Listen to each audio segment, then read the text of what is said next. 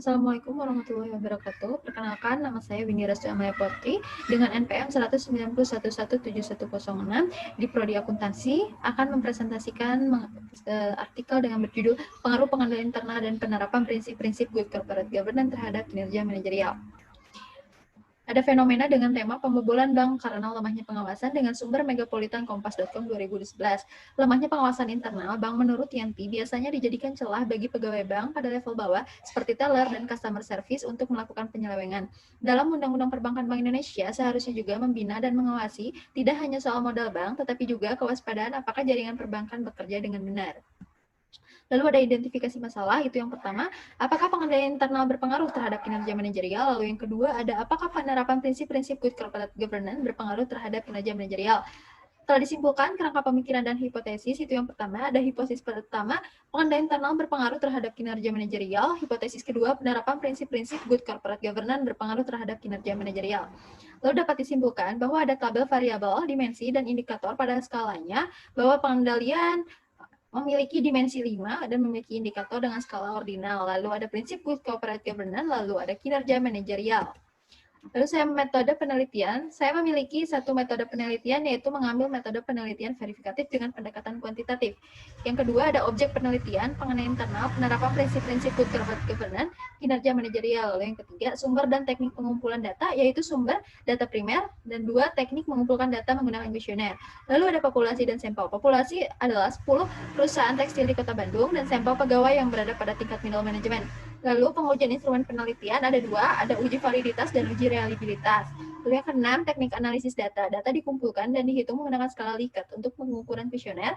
Yang ketujuh, rancangan pengujian hipotesis ada MSI, uji asumsi klasik, analisis regresi berganda, uji simultan, uji parsial, dan pengujian koefisien determinasi.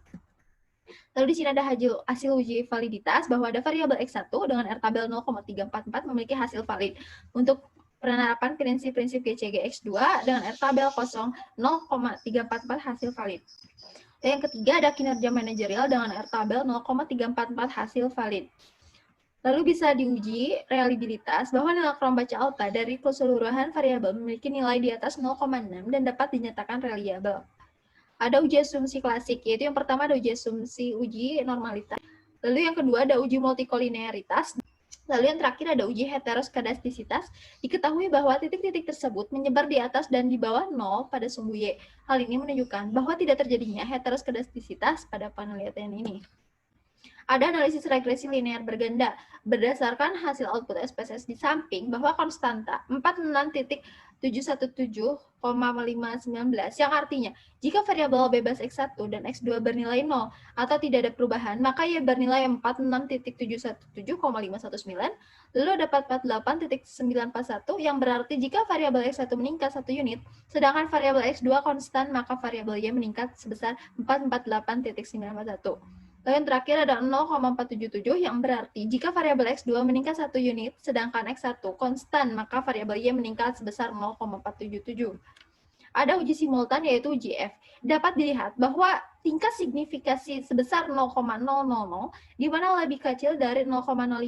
Maka dari itu, hasil penelitian menunjukkan bahwa pengendalian internal dan good corporate governance berpengaruh secara signifikan terhadap kinerja manajerial. Lalu ada uji parsial yaitu uji T. Berdasarkan tabel di atas, dapat disimpulkan bahwa nilai signifikan penerapan prinsip-prinsip GCGX2 adalah 0,000 atau lebih kecil dibanding 0,05, sehingga H0 ditolak dan variabel prinsip GCG berpengaruh terhadap kinerja manajerial. Nilai signifikan pengendalian internal adalah 0,00 atau lebih kecil dibanding 0,05, sehingga H0 ditolak dan variabel pengendalian internal berpengaruh terhadap kinerja manajerial. Lalu di sini ada analisis koefisien determinasi. Dapat diketahui bahwa nilai koefisien determinasi atau R-square adalah sebesar 0,943 atau sebesar 94,3%.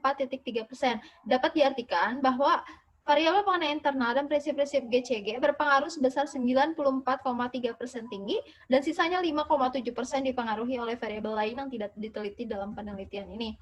Lalu ada analisis koefisien determinasi parsial. Berdasarkan tabel di samping, koefisien determinasi parsial dapat dihitung menggunakan rumus berikut. KD sama dengan beta dikali zero order dikali 100%. Perhitungan penilaian internal 0.293 dikali 0.930 kali 100% sama dengan 27.24%.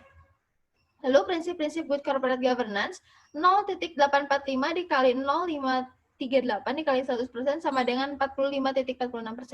Berdasarkan perhitungan di atas dapat dipastikan bahwa variabel penilaian internal berpengaruh terhadap kinerja manajerial sebesar 27.24% dan variabel prinsip-prinsip good corporate governance berpengaruh terhadap kinerja manajerial sebesar 45,46%. Ini hasil tanggapan responden mengenai penilaian internal dengan hasil skor 2.242 dengan kategori baik.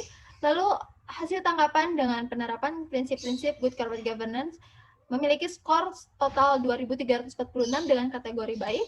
Lalu hasil tanggapan responden mengenai kinerja manajerial dengan total 3.472 baik.